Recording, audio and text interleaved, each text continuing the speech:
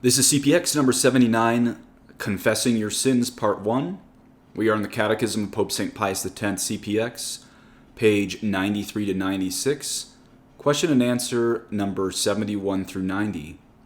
God give you his peace, in nomine Patris et Filii et Spiritus Sancti. Amen.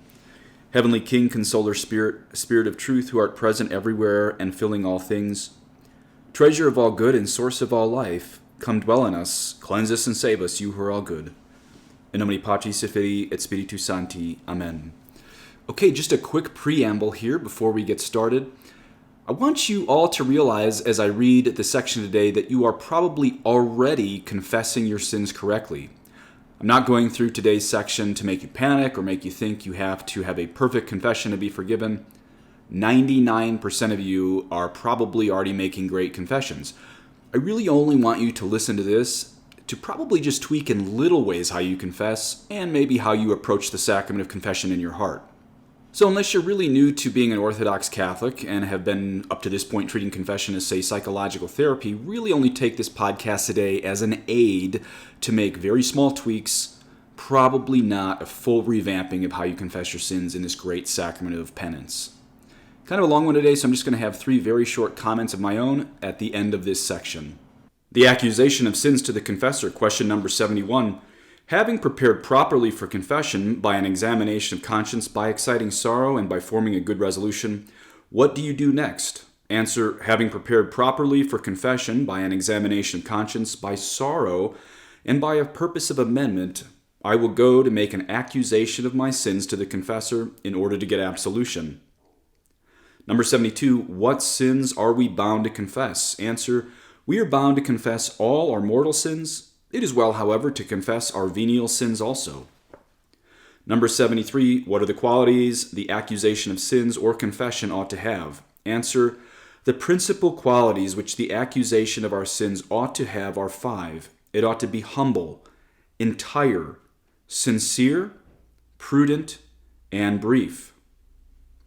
Number 74, what is meant by saying that the accusation ought to be humble? Answer, that the accusation ought to be humble means that the penitent should accuse himself to his confessor without pride or boasting, but with the feelings of one who is guilty, who confesses his guilt, and who appears before his judge. Number 75. What is meant by saying that the accusation ought to be entire? Answer, that the accusation ought to be entire means that all mortal sins we are conscious of having committed since our last good confession must be made known, together with the circumstances and number. Number 76, what circumstances must be made known for the accusation to be entire? Answer, for the accusation to be entire, the circumstances which change the species of the sin must be made known. Number 77, which are the circumstances which change the species of a sin? Answer, the circumstances which change the species of a sin are 1, those by which a sinful action goes from being venial to mortal. 2, those by means of which a sinful action contains the malice of 2 or more mortal sins. Number 78, give an example of a circumstance making a venial sin mortal.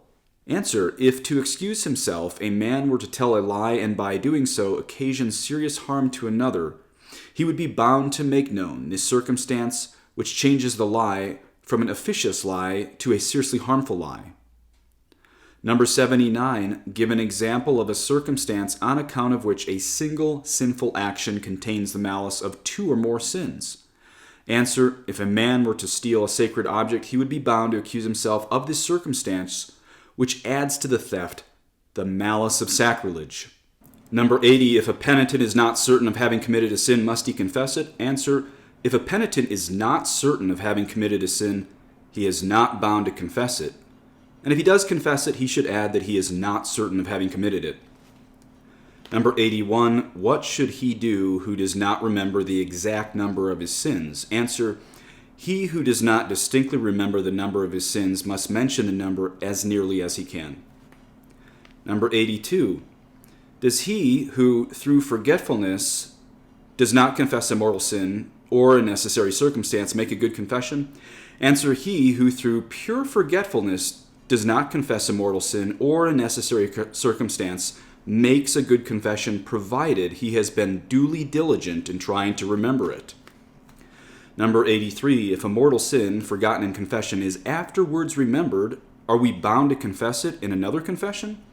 Answer, if a mortal sin forgotten in confession is afterwards remembered, we are certainly bound to confess it in the next time we go to confession. Number 84, what does he commit who through shame or some other motive willfully conceals a mortal sin in confession? Answer, he who, through shame or some other motive, willfully conceals a mortal sin in confession profanes the sacrament and is consequently guilty of a very great sacrilege. Number 85, in what way must he relieve his conscience who has willfully concealed a mortal sin in confession? Answer, he who has willfully concealed a mortal sin in confession must reveal to his confessor the sin concealed, say in how many confessions he has concealed it, and make all these confessions over again from the last good confession. Number 86, what reflection should a penitent make who is tempted to conceal a sin in confession? Answer, he who is tempted to conceal a mortal sin in confession should reflect 1, that he was not ashamed to sin in the presence of God who sees all, 2, that it is better to manifest his sin secretly to the confessor than to live tormented by sin, die an unhappy death, and be covered with shame before the whole world on the day of the general judgment, and 3, that the confessor is bound by the seal of confession under the gravest sin and under threat of the severest punishments, both temporal and eternal. Number 87, what is meant by saying that the accusation ought to be sincere? Answer, by saying that the accusation ought to be sincere is meant that we must unfold our sins as they are without excusing them, lessening them, or increasing them. Number 88, what is meant by saying that the confession ought to be prudent? Answer, that the confession ought to be prudent means that in confessing our sins, we should use the most careful words possible and be on our guard against revealing the sins of others. Number 89, what is meant by saying the confession ought to be short? Answer, that the confession ought to be short means that we should say nothing that is useless for the purpose of confession. Number 90, is it not a heavy burden to be obliged to confess one's sins to another, especially when these are shameful sins? Answer, although it may be a heavy burden to confess one's sins to another, still it must be done because it is of divine precept, and because pardon can be obtained in no other way, and moreover, because the difficulty is compensated by many advantages and great consolations. Thus are the words of the Holy Pope. Okay, so now I'll give you a few of my own thoughts on these. Number 71, having prepared properly for confession by an examination of conscience, by exciting sorrow, and by forming a good resolution, what do you do next? Answer, having prepared properly for confession by an examination of conscience, by sorrow, and by a purpose of amendment, I will go to make an accusation of my sins to the confessor in order to get absolution. Okay, just a couple thoughts on this. Most of you already know this, but remember the first thing that you name in confession is your state in life. So you're going to go in and say, bless me, Father, I have sinned. I'm a Catholic priest, or I am a married woman, or I am a single man, or I'm a religious brother, or I'm a widow. And then you name how long it's been since your last confession. And it's been 1 week, or 1 month, or 1 year since my last confession. And then the third thing you're going to say is, I accuse myself of the following sins.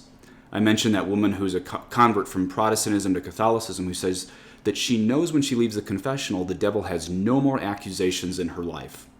And I would add that on top of that, what you accuse yourself of as you go into the confessional, you will not be accused of at the particular judgment. Okay, number 72, what sins are we bound to confess? Answer, we are bound to confess all our mortal sins. It is well, however, to confess our venial sins also. Just a really quick thought on this. I know we are called to number our mortal sins, or as he said a little bit earlier today, as best as you can. I do not believe we have to number our venial sins, but I am open to correction on that one. Number 77, what are the circumstances which change the species of a sin? Answer, the circumstances which change the species of a sin are 1, those by which a sinful action goes from being venial to mortal, and 2, those by means of which a sinful action contains the malice of 2 or more mortal sins. Let me just add really quick here, the Council of Trent says we do have to name the circumstances of a sin. When I first read that in the Council of Trent, before I had read the Catechism of Pope St. Pius X, I thought maybe we're supposed to name these circumstances that would mitigate our guilt. In other words, I thought circumstances we name are essentially excuses to make it sound not so bad. But if you listen closely to what Pope St. Pius X there said, he really says that we only give circumstances for things that make our guilt look worse. Not to say, of course, that we exaggerate. If you heard number 87, he said, by saying that the accusation ought to be sincere is meant that we must unfold our sins as they are, without excusing them, lessening them, or increasing them.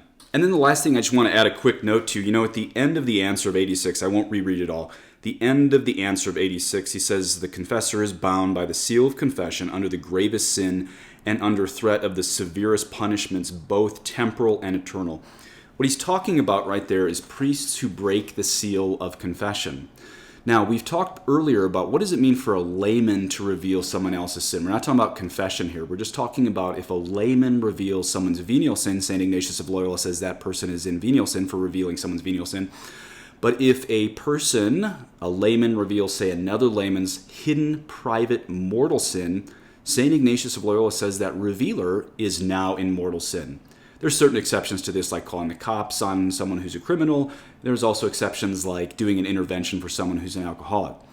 Now, how about for a priest who reveals the sin of another person from confession? Whether that's venial or mortal that he reveals, that priest is in automatic mortal sin, but it's also worse than that. A priest who reveals the sin of another who confessed to him is not only in mortal sin, but he's also excommunicated. This is called a reserved sin, and if that priest wants to be forgiven and brought back into communion with the Catholic Church, this has to be done by the Roman penitentiary that deals with these reserved sins. Please say an Our Father for me, et benedictio Dei omnipotentis, Patris et Filii et Spiritus Sancti, descenda super vos et mane et semper. Amen.